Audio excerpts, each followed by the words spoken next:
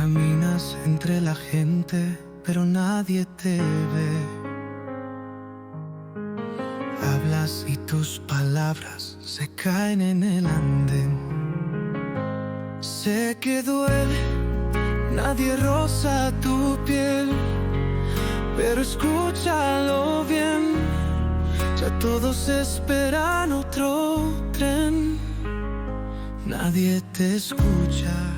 Muy buenos días, muy buenas tardes, muy buenas lo que sea. Soy José Manuel Dolader, están ustedes en un programa muy especial. Además, hoy es un día feliz para mí, porque este programa que hacemos pues cada muy poquito tiempo, dedicado a personas muy especiales, pero muy especiales, que admiro, que quiero, tanto en Radio Diversidad como en el YouTube de la Asociación La Barandilla, y ahora especialmente en Radio Castilla-La Mancha Activa, que los miércoles pues pasan programas nuestros. Pues decía que este es un programa muy especial, Dola Dola la entrevista. Han visto ustedes al principio, los oyentes no lo ven, pero si lo volvemos a poner ahora y así lo voy a leer, los oyentes de la radio dicen: no tiene ningún soporte científico y sí muchos inconvenientes el cambio de hora. Basta ya.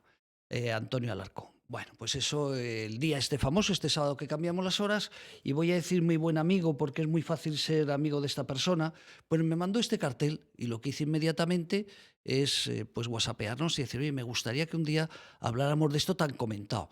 Hoy cuando llegaba a la radio, por ejemplo, nuestro técnico que ha visto de aquí el programa me dice, Tony, me dice: oye, ¿sabes que mis padres el sábado estuvieron todo el domingo y el lunes un poquito agobiados porque se les olvidó cambiar la hora, hacían su vida pues como gente mayor, incluso duermen mal?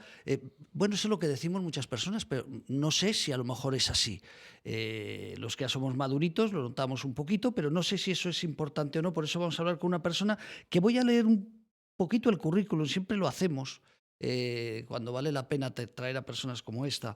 Voy a decir simplemente que es catedrático de cirugía de la Universidad de La Laguna, director de la cátedra de telemedicina, robótica y telecirugía de la Universidad ULL, que es de una localidad importante, Tenerife, que ahora lo diremos. Doctor en medicina y cirugías con sobresaliente cum laude, doctor en sociología, especialista en cirugía general, especialista en cirugía del aparato digestivo, diplomado en sanidad, diplomado en gerencia, bueno, título experto de psicología. Bueno, simplemente voy a terminar diciendo que fue el primer cirujano que realizó una operación de trasplante de páncreas en hospital. Él se formó en el Hospital Clínico de Barcelona, y la primera operación de trasplante de páncreas pues lo hizo él en Canarias en el 2002. Y no sigo, es que si no, fue senador durante un montón de legislaturas, concejal en el Ayuntamiento de San Cristóbal de la Laguna. Mira, ahora me sale Universidad de San Cristóbal de la Laguna. Entonces, ¿qué voy a hablar de él? Pues una de las personas creo que más formadas que conozco, y mira que a mis años he conocido gente y en muchos países que he trabajado, y desde luego una excelente persona. Y simplemente vamos con el programa. Quiero ver una fotografía que lo voy a explicar a los oyentes, una fotografía de octubre del 2017, donde fui al Senado, tuve la oportunidad, como digo, de conocerlo, y fue el segundo político después de la alcaldesa de Madrid, Manuela Carmena. Fue el segundo político que nos compró esa joya solidaria para poner en marcha al año siguiente el teléfono contra el suicidio. Don Antonio Alarcón, muy buenos días. Buenos días, ¿cómo estamos? Una hora menos en Canarias, encantado de saludarlo. Hijo, es que hablar contigo es un rollo, porque es que tengo que contar quién eres, y es que me he dejado la mitad de todas las No, diplomaturas que bueno, tienes. ¿Tú ligabas de joven? ¿Tú ligabas? bueno, ¿Estás casado, soltero? ¿Cómo estás? Porque yo- tanto la verdad estudio. que, la verdad que no me ha ido nada mal en la vida, y lo digo de verdad, en todos los aspectos. Y lo que has hecho es leer un poco el currículum, es una persona inquieta, cuyo compromiso fundamental es dedicarse a los demás. Esto lo aprendí de mis padres hace mucho tiempo y lo practico. Yo hago política como pero seriamente, nunca negligente. Dedicarse a los demás merece la pena, es una grandísima satisfacción. Y estoy recogiendo, y estás leyendo un poco el fruto de más de 50 años, 49 años de profesional, que hemos hecho 3 carreras universitarias, que me encanta saber, no por vanidad ni por currículum, porque yo no voy a opositar a ninguna otra plaza, porque he llegado muy pronto a sitios donde ya no hay más por encima con respecto a la vida profesional, y no es otra cosa que inquietud. Soy el quinto de 6 hermanos, querido compañero, y Ujú. el quinto de 6 hermanos es alguien que normalmente se desaparece y nadie pregunta por él. Y eso marca carácter en el buen sentido. Tengo una familia maravillosa, soy inquieto, me parece bien dedicarse a lo demás. Si los demás no existieran, no tendría sentido vivir, sería aburridísimo para mí. Vivir solo no sirve para nada, lo digo como opinión filosófica, y encantado. O sea, que no tiene más mérito que ser inquieto y merece la pena dedicarse a los demás. Y eso es lo Pues que... Decía, perdona, Antonio, he Sí, nombrado este currículum y he olvidado la mitad, porque si no, no acabaríamos nunca. No por decir que tengo un amigo, porque creo que nos consideramos amigos después de tantos somos amigos. años. No Sí, por considerar que tengo un amigo inteligente, formado. No, sino porque lo que vamos a hablar hoy es un tema, luego vamos a hablar del COVID, pero hablamos de los cambios horarios. Entonces, por eso he querido sí, hacer ese currículum tuyo para que alguien sepa que hoy en la radio no nos está explicando un señor que de repente claro. tiene una pequeña experiencia en la vida, ¿no? Oye, Claro. me parece muy fuerte lo que lanzaste a las redes, ¿no? Bueno, ya es el segundo año que lo hago. Vamos a ver. Esto, no hay especialistas en horario, lo que hay especialistas en salud. Evidentemente, mi formación médica me permite opinar de salud con mucho, y divulgar más con mucha solvencia. Es que no hay ningún criterio científico, ninguno. Habrá alguno económico que ya tampoco, ningún criterio científico que merece la pena cambiar el horario. Es todo lo Ujú, contrario. Si hubiera algún trabajo científico contrastado, y cuando digo científico es que tenga evidencia científica, y para que tenga evidencia científica no es lo que opine yo, sino tiene que ser auditable y demostrable, como yo opero una apendicitis aguda por el lado derecho, laparoscópico, no porque lo he dicho yo, sino porque la evidencia científica dice, producto de la experiencia y del saber, que hay que hacerlo por el lado derecho y hoy laparoscópico. ujú, Ese es el motivo que quería explicar. Y no hay ningún dato científico que sea mejor este horario. ¿Hay algún dato económico? Había datos económicos al principio porque se creía que se ahorraba más energía. Pues eso tampoco es verdad. Se gasta mucho más energía ahora que antes, con el horario de hace una semana. ¿Por qué? Porque la energía se gasta, el 82% de la energía de la vía que venga, de la vía que venga, se gasta en el trabajo. En el trabajo fundamentalmente es donde más luz y energía se gasta. Luego en el trabajo, cuanto menos luces se tenga que usar, mejor.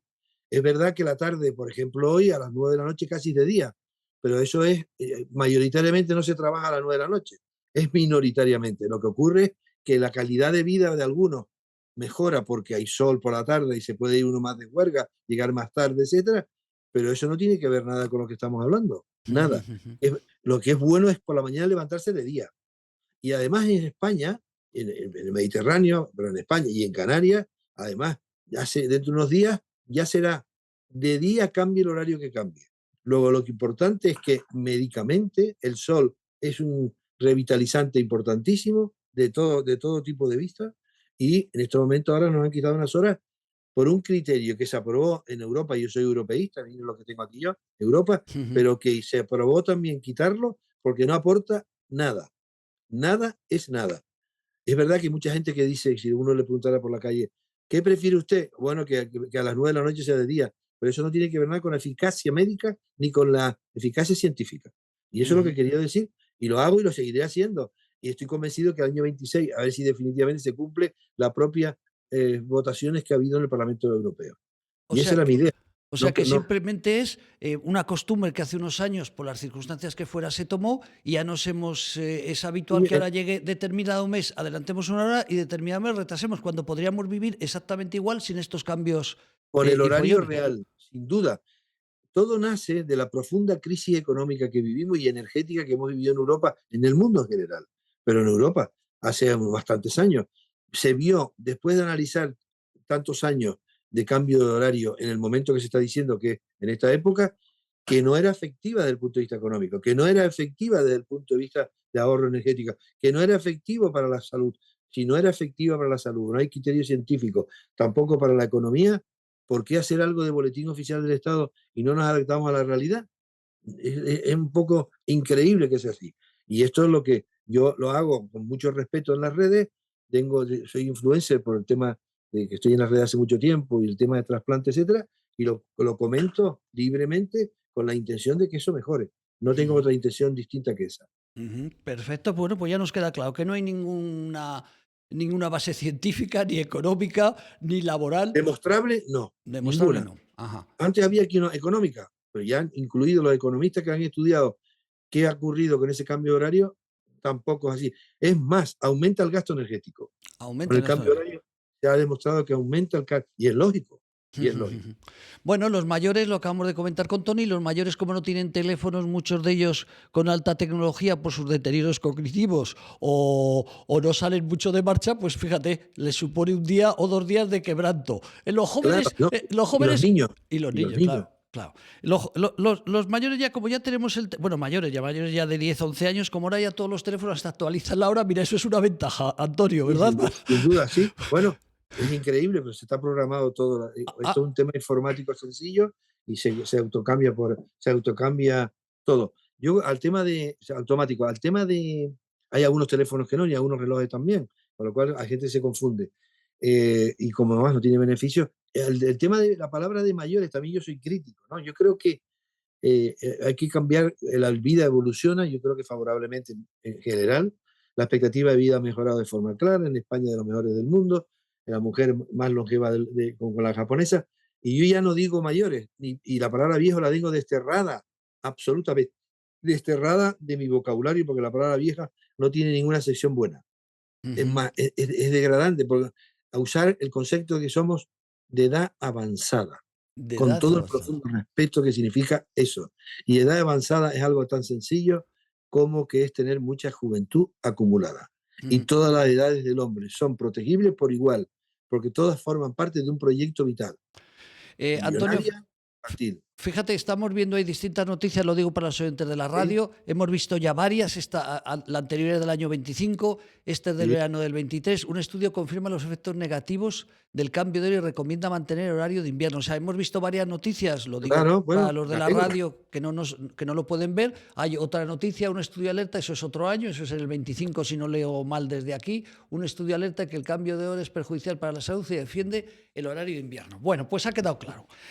Clarísimo. Antonio, Yo me alegro mucho y muy oportuno que haya sacado eso, Bernadette, porque es así.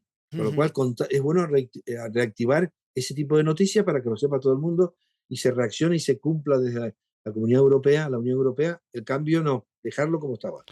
oye, coincidencias de los días, fíjate, el día 2 de abril, Día Mundial del Autismo, pero a la vez, don Antonio Alarco Hernández, voy a leer la noticia, voy a recomendar que la noticia vayan a www.radiodiversidad.com y hay en noticias, vean esta noticia publicada en un periódico de Canarias, pero que da en nuestra web porque es más sencillo que no decir toda la entrada de esta noticia en este periódico de Canarias, ¿no? Oye, me sorprendió, 5 años después del COVID, planteas que tendríamos que investigar y analizar qué es lo que pasó por si vuelve a ocurrir. Digo yo, no lo completo la noticia, por Sí. eso la noticia la recomiendo, que todas nos vas a dar unas claves, ¿no? Pero recomiendas, aparentemente después de 5 años, que hiciéramos una autocrítica o un estudio de qué es lo que pasó por si vuelve a ocurrir, mejorar. Cuéntanos, que eso Bueno, es... primero, sin duda, bueno, yo he vivido, como sabes, directamente el COVID, era directa, lo he pasado 2 veces. Soy miembro del Comité Ejecutivo de la OMS sin derecho a voto, no ha sido opinión, vicepresidente mundial del Colegio Internacional de Cirujanos. Cuento esto no porque valga mucho, cuento esto porque tengo información directa y lo he vivido directo como médico, como cirujano, etcétera, etcétera. El COVID, la pandemia del COVID, se extendió como se extendió porque nace, es una zoonosis que nace en un país comunista donde la información está prohibida. Producto de eso, 2 meses después, por la denuncia de un oftalmólogo, por cierto, chino, que murió y nadie sabe por qué, que denuncia que hay unas neumonías atípicas que no corresponde al patrón anterior, fue porque en Wuhan, de una manera, no se sabe, que sabemos seguro que no es artificial, pero que hubo una contaminación de algún miembro y se extendió por China y, por cierto, como no se contó, se extendió por todo el mundo de una forma irracional, producto de que no se contó en su momento. O sea, Todo eso, Antonio, perdón, te voy a ir cortando. O sea, si en vez de ser un país como China estuviera pasado, de hecho, lo cuentas en esta noticia, lo cuentas que en Canarias fue el primer contagio, al menos sin que se duda, sí demostró. señor, Eh, ent- claro, entonces decía que si esto hubiera pasado en un país, Inglaterra, España, un país democrático. Alemania, democrático, hubiera sido también un COVID terrible, pero se hubiera cortado antes porque hubiéramos hablado, los medios de comunicación hubieran Sin duda, reaccionado. sin duda. Es que es importante, es un país democrático. No se olviden que Chernobyl, perdonen que lo una, fue una tragedia radioactiva masiva, no producto de la energía nuclear, producto de un país, de una dictadura que no contó nunca que hubo una fuga grave radiactiva, y quien lo diagnosticó y lo dijo 3 meses después, ya estaba todo radiado, fue Suecia, porque detectaron que en el aire de Suecia había mucha radiactividad. Qué importante es democracia, libertad, para que las cosas mejoren, incluido en salud. Y efectivamente, eso se expandió, y fíjense ustedes que el primer COVID europeo, porque Canarias es europea, es una de las fronteras europeas, un sitio maravilloso para vivir, los recomiendo a todos que vengan, que están invitados a ver un sitio maravilloso, y además muy, muy, muy seguro. ¿Qué ocurrió? Que aquí se detecta en La Gomera un alemán que viene de China, de Wuhan, directamente a España, y se detecta en La Gomera. ¿Y qué ocurrió?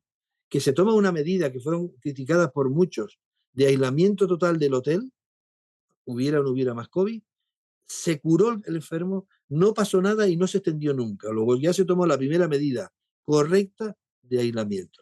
A pesar de todo esto, Fernando Simón, médico, yo creo que ese título le quedó muy ancho, lo siento decirlo porque es un compañero, dijo cuando se detectó que había, tardío aquí, que había COVID, que él recomendaría a su hijo que fuera incluido en la manifestación, y que habría 3 o 4 casos solamente.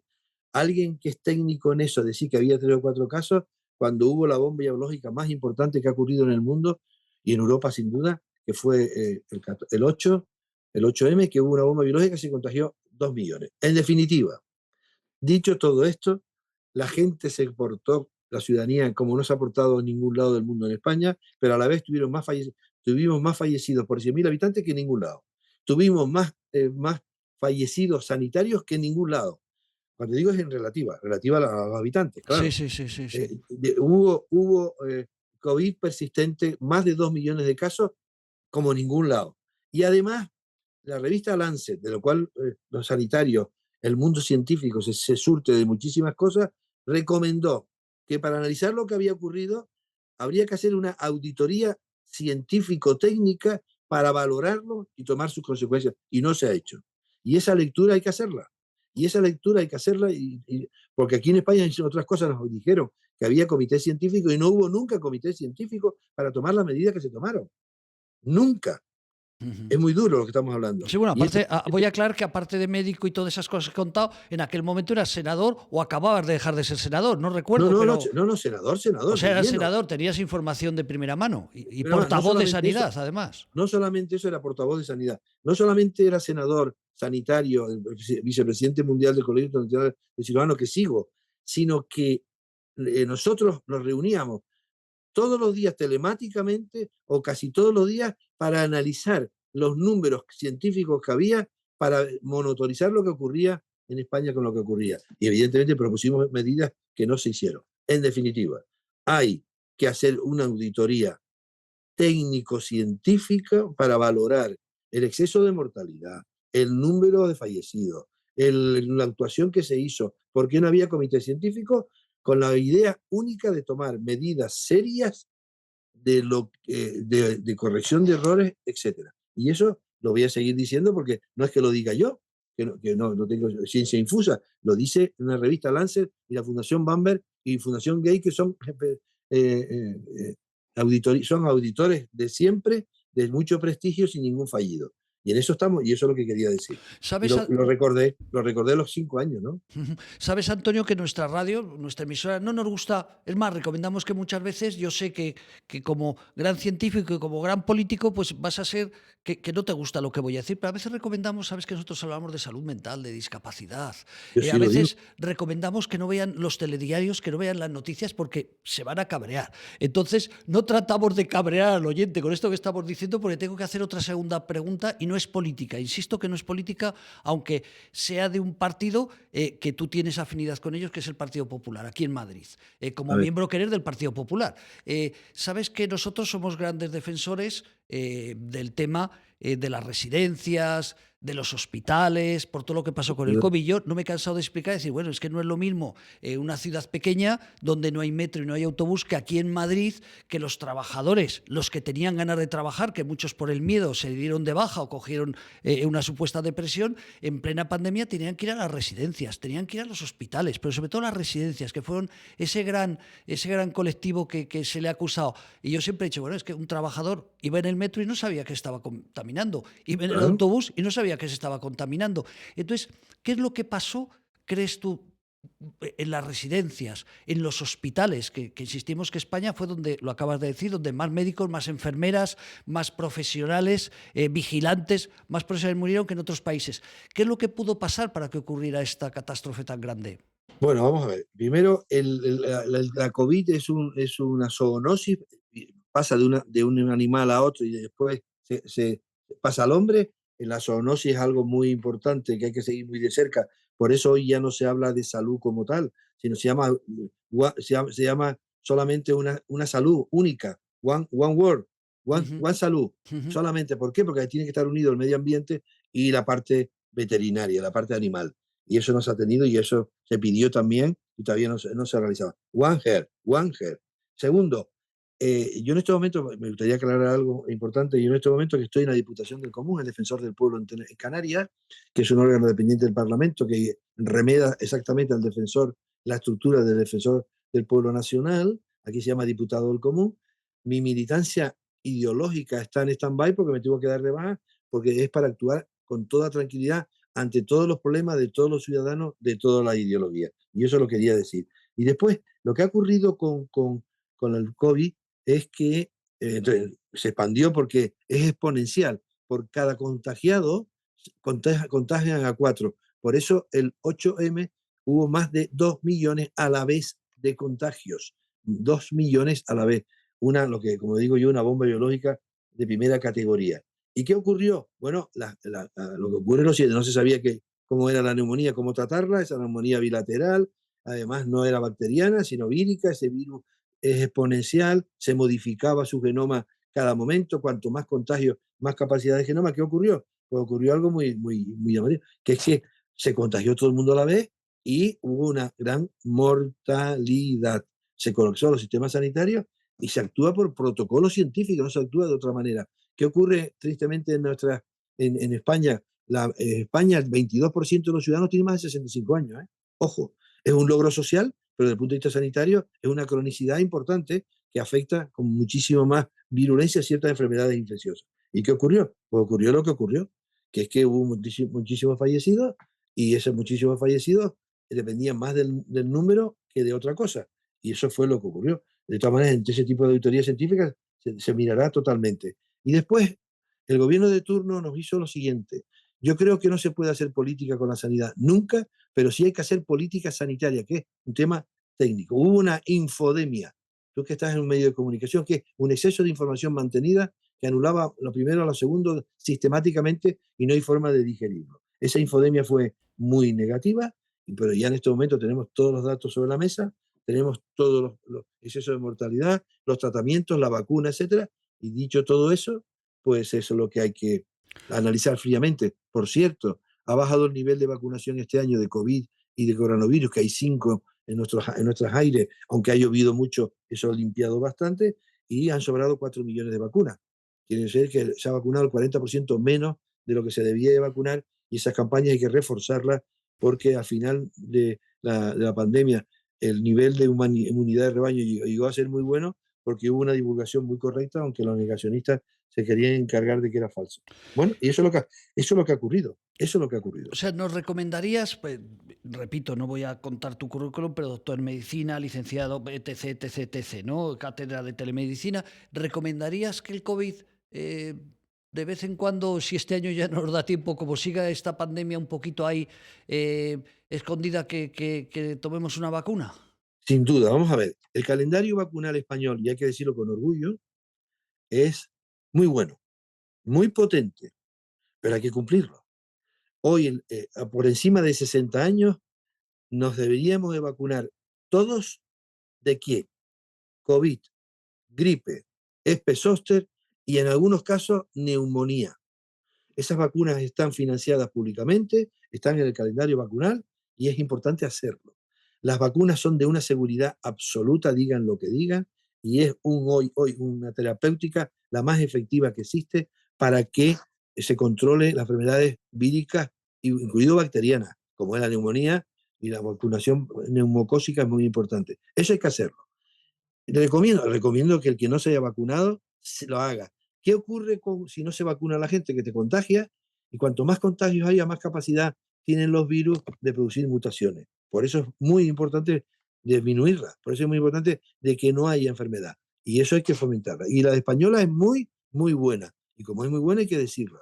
Y le recomiendo sin lugar a dudas. Y a los que no tienen 65, bueno, y los de riesgo, embarazadas, diabéticos, trasplantados, inmunodeprimidos, etcétera, es una obligación, entre comillas, ético-moral sanitaria, Y sin lo, duda. y lo dice un experto que además no trabaja en ninguna farmacéutica.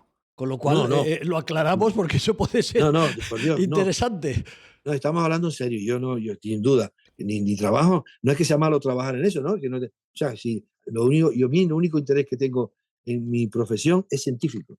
Ujú. Bastante labor tiene que hacer uno de interés científico para estar al día con todos los temas de las cosas, con lo cual, seguro que es así. Y hoy es uno de las.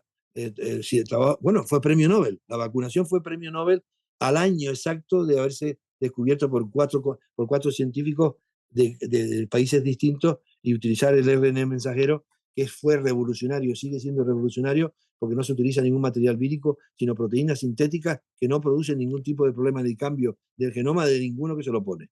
Ujú. Y eso es muy importante. Oye, yo no sabía, cuando he leído lo tuyo, primero Diputación, yo no tenía ni idea que era eso, ni tan siquiera lo he nombrado, pero me hablas que tienes que ver ahora con la Defensoría del Pueblo, ahí en Sí, Canarias.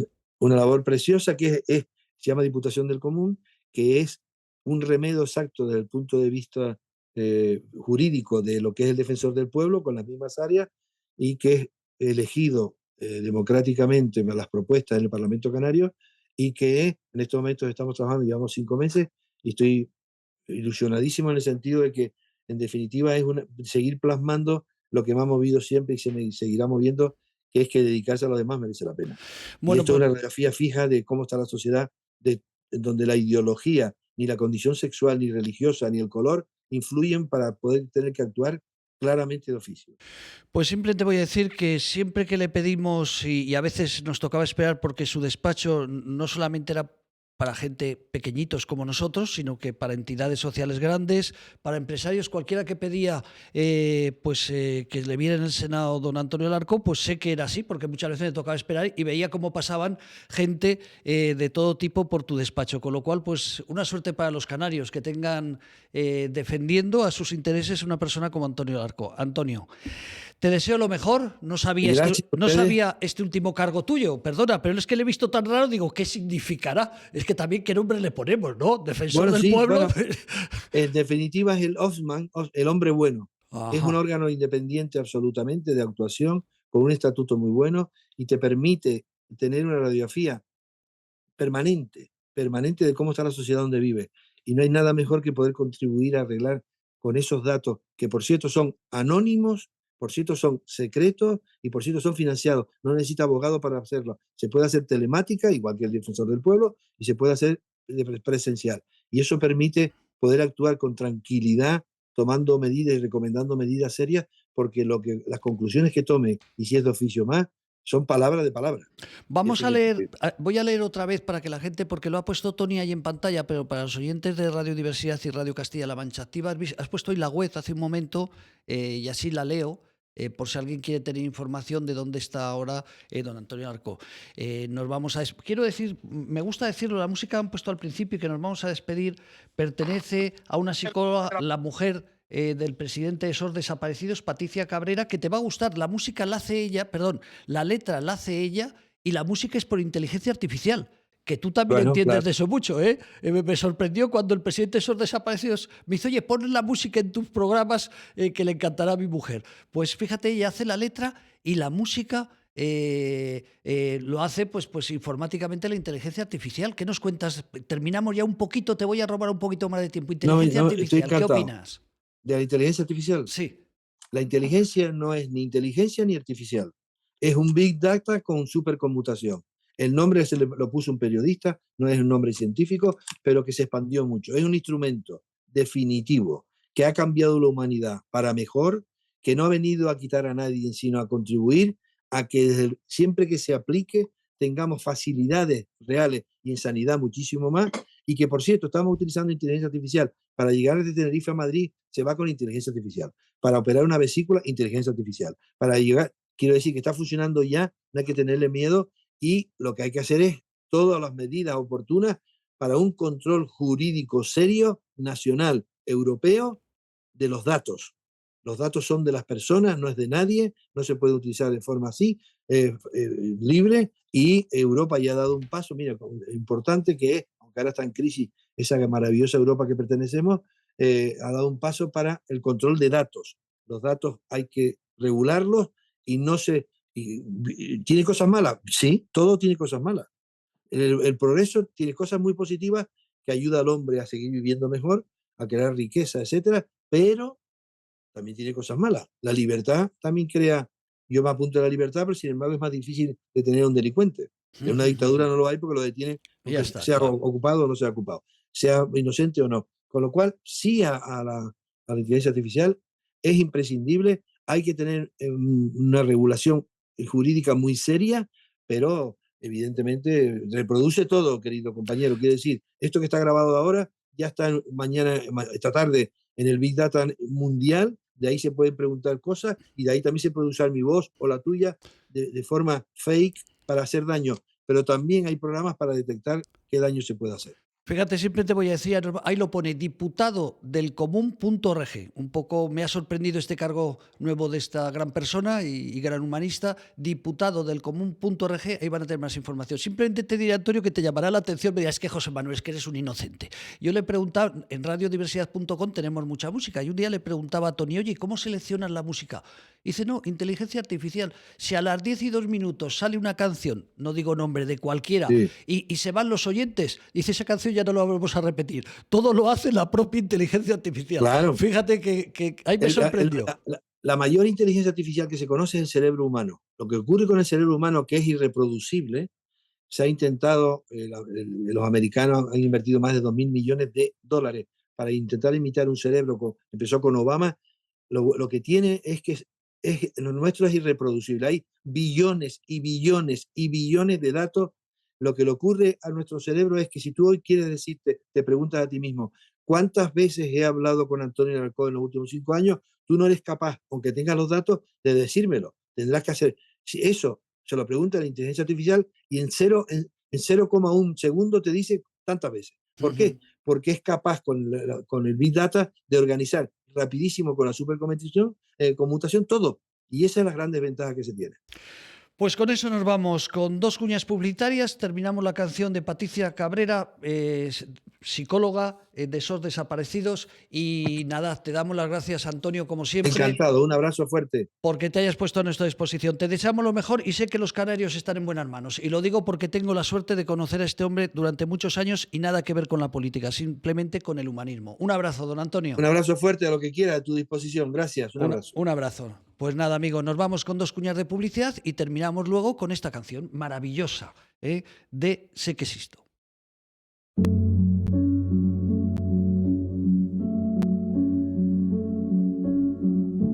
El silencio no siempre es paz. A veces es un grito ahogado que nadie escucha. Cada día, miles de personas enfrentan la soledad en silencio, sintiéndose aisladas en un mundo que a menudo no comprende su dolor.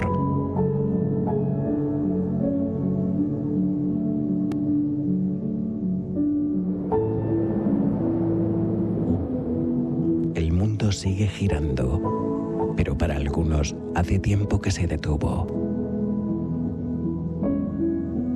Tan cerca de la gente, pero tan lejos de la felicidad. Eso es la soledad. Es hora de romper el estigma y abrir las puertas a la empatía. Juntos podemos construir puentes hacia la comprensión y el apoyo.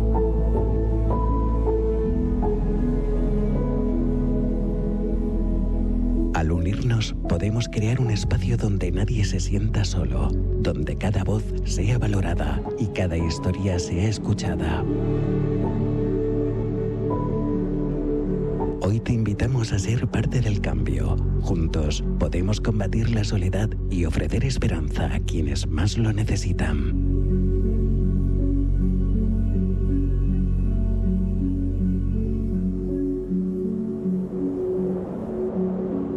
¿Nos acompañas en nuestro viaje? Estamos para ayudar a las personas.